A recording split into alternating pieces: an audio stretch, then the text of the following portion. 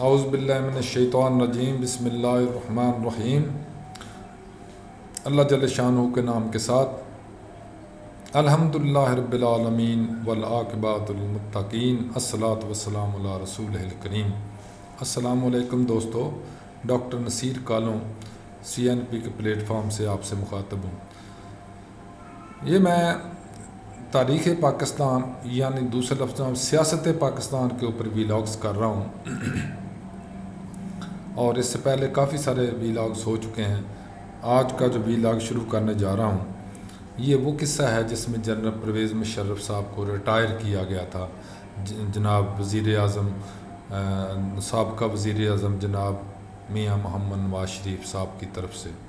تو وہ کیا کہانی ہوئی، کیسے ہوا، وہ میں عرض کرنے لگا ہوں۔ 9 اکتوبر کو جنرل ضیاء الدین بٹ جو ISI کے DG تھے، ان کو میاں نواز شریف نے بلایا یا وہ ان کے پاس خود آئے اور نواز شریف صاحب سے کہا کہ مجھے ریٹائر کر دیں، جس پر میاں نواز شریف نے پوچھا کہ آپ کیوں ٹائم سے پہلے ریٹائر ہونا چاہتے ہیں؟ تو انہوں نے بتایا کہ آج کل فوجی فرٹیلائزر میں GM کی سیٹ خالی ہوئی ہے، تو میں ریٹائرمنٹ کے بعد چاہتا ہوں کہ وہاں پہ میں جاب کر لوں اور 3 سال میرے وہاں پہ چلے جائیں گے، اور اس طرح سے بڑے سکون کے ساتھ میں ریٹائرمنٹ کے بعد بھی اپنا جاب جاری رکھ سکوں گا۔ میاں صاحب نے کہا چلیں اچھا سوچتے ہیں اس کے اوپر، اور چھوٹا موٹا وعدہ بھی کیا کہ چلو میں مشرف صاحب آتے ہیں تو ان سے میں بات کر کے آپ کی ریٹائرمنٹ کا مسئلہ حل کروا دیتا ہوں۔ اس کے بعد اسی دن یہ ریٹائرڈ آفیسر آرمی کے جو تھے ان کا ایک کلب میں کوئی میٹنگ ہو رہی تھی یا ان کا کوئی فنکشن تھا۔ یہ ضیاء الدین بٹ صاحب، جنرل ضیاء الدین بٹ، یہ وہاں تشریف لے گئے اور وہاں ان کو اس سے کہنے لگے کہ دیکھیں بھائی، آپ سب ریٹائرڈ لوگ ہیں، تو میں بھی چند دنوں کے بعد آپ کے ساتھ ہی آپ کے گروپ میں ہی شامل ہونے جا رہا ہوں، لہٰذا میں ریٹائرمنٹ لے رہا ہوں۔ انہوں نے بات تو یہ کر دی تھی، لیکن قدرت کو کچھ اور منظور تھا کہ وہ ابھی ریٹائر نہیں ہوں گے، بلکہ ان کو 660 دن جیل میں بھی رہنا تھا۔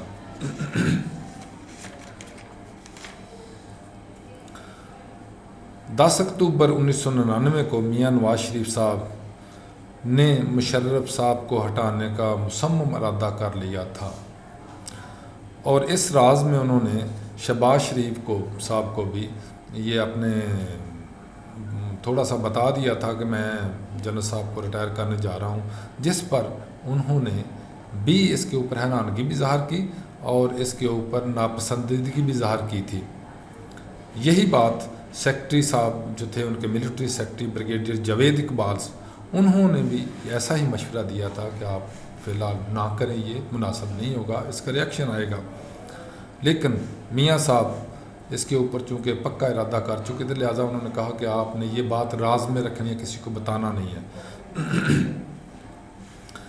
اس کے بعد جاتی عمرہ میں میاں صاحب نے نذیر ناجی کو بلایا اور نذیر ناجی کو کہا کہ ان جنرل صاحب کی ریٹائرمنٹ کے بعد میں نے قوم سے خطاب کرنا ہے، تو آپ ایسے کریں،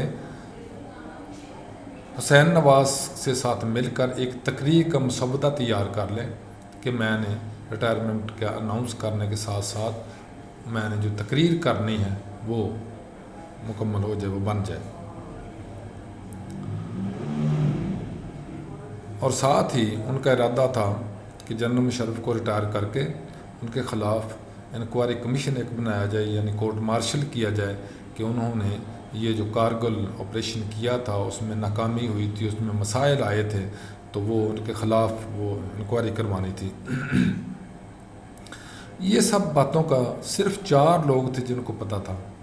ایک تو تھے میاں نواز شریف صاحب، دوسرے تھے حسین نواز، تیسرے بریگیڈیئر جاوید صاحب، اور چوتھے نذیر ناجی صاحب۔ 11 اکتوبر 1999 کو نواز شریف صاحب دبئی جانے والے تھے۔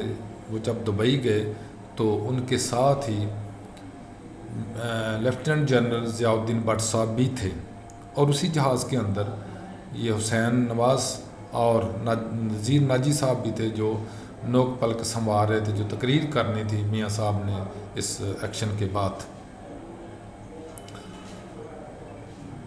البتہ اسی دوران میں میاں صاحب نے اشارتاً lieutenant general Zia Uddin but صاحب کو یہ تھوڑا سا ریئلائز کروا دیا تھا کہ ہم آپ کو چیف آف آرمی اسٹاف بنانے جا رہے ہیں۔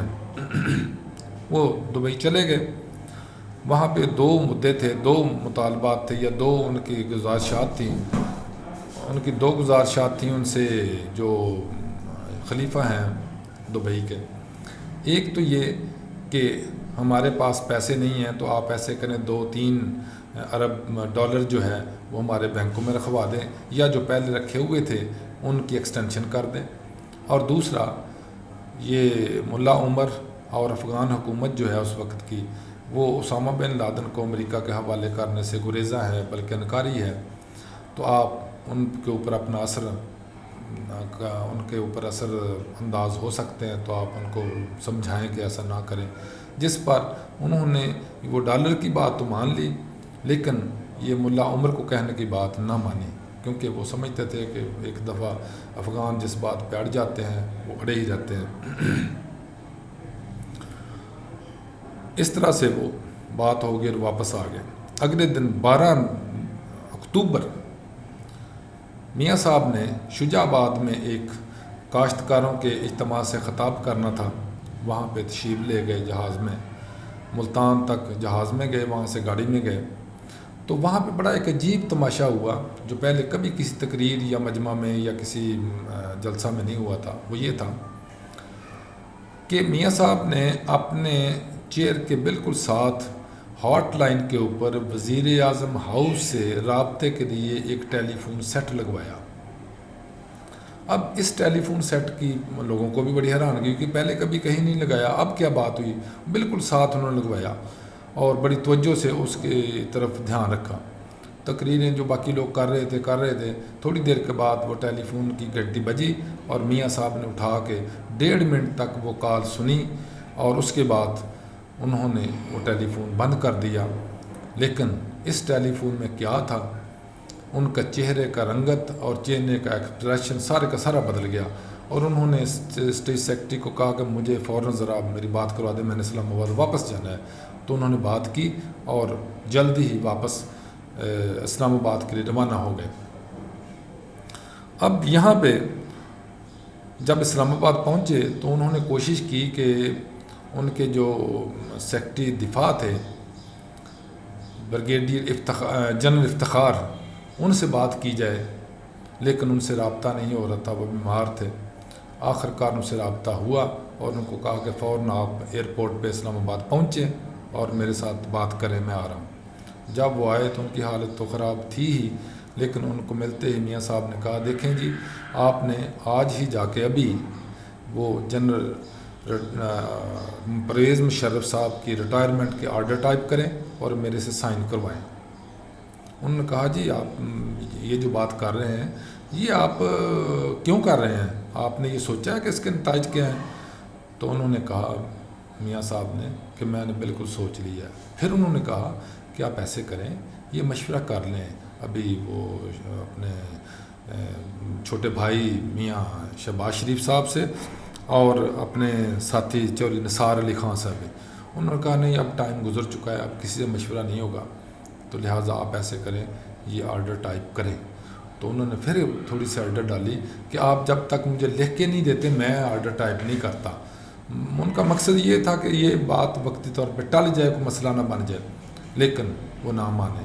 آخر یہ سب چیزیں دیکھ رہے تھے، وہاں پی ایم ہاؤس کے اندر ہی موجود تھے چوری افتخار، چوری نثار اور میاں شہباز شریف صاحب۔ تو پھر انہوں نے کہا کہ جنرل افتخار صاحب نے کہا کہ آپ اپنے بھائی اور چوری نثار سے دوبارہ بات کر لیں۔ دوبارہ ان سے کہا، وہ یہیں پہ موجود، انہوں نے کہا نہیں بات نہیں ہوگی۔ اتنی دیر میں وہ خود آرڈر لے کے صدر صاحب کے پاس گئے، صدر صاحب سے اپروو کروا کے لے آئے اور آ کے اپنے سیکرٹری صاحب سے کہا، یعنی جنرل افتخار صاحب سے، کہ ابھی اس کا ڈرافٹ بنا کے ابھی اس کے آرڈر ٹائپ کر کے لے آئے۔ وہ لے آئے، وہ آرڈروں کی کاپی ان کے پاس تھی، اور جو تقریر کرنی تھی وہ حسین نواز اور نذیر ناجی صاحب دیکھ رہے تھے اور یہ ان کے پرویز رشید کے ہاتھ میں تھی. تو باہر سے شیشے کے لگا ہوئے تھے سائڈ پہ، شیشے کے باہر سے وہ دیکھ رہے تھے چوری نثار اور میاں شہباز شریف کہ یہ اندر کیا معاملہ ہو رہا ہے. انہوں نے پیغام بھیجا میاں صاحب کو کہ ہمیں آپ سے ملنا ہے، تو انہوں نے انکار کر دیا، بالکل نہیں ملے. تو اس کے بعد کیا ہوا، میاں نواز شریف صاحب نے 3 بندوں کو اپنے ساتھ سائٹ روم میں بٹھا کے ایک میٹنگ کی، جس میں پرویز ٹھور صاحب تھے جو ان کے چیف سیکورٹی افسر تھے، پرنسپل سیکرٹری تھے ان کے سعید مہدی صاحب، اور خود وزیر اعظم تھے، جو انہوں نے کہا کہ آج بات غور سے سن لو، یہ بات آپ نے کسی سے نہیں کرنی، جو بات میں کرنے جا رہا ہوں جب تک یہ بالکل اناؤنس نہ ہو جائے ٹی وی کے اوپر اور یہ بات سارے لوگوں کو معلوم نہ ہو جائے، تو آپ نے اپنے گھر میں بھی یا کسی بھی سے بات نہیں کرنی ہے. تو یہ بات یہاں پہ آج ختم کرتے ہیں. اس کے بعد جو معاملات ہوئے تو وہ ہم انشاءاللہ اگلے ویلاگ میں کریں گے. اللہ حافظ، السلام علیکم.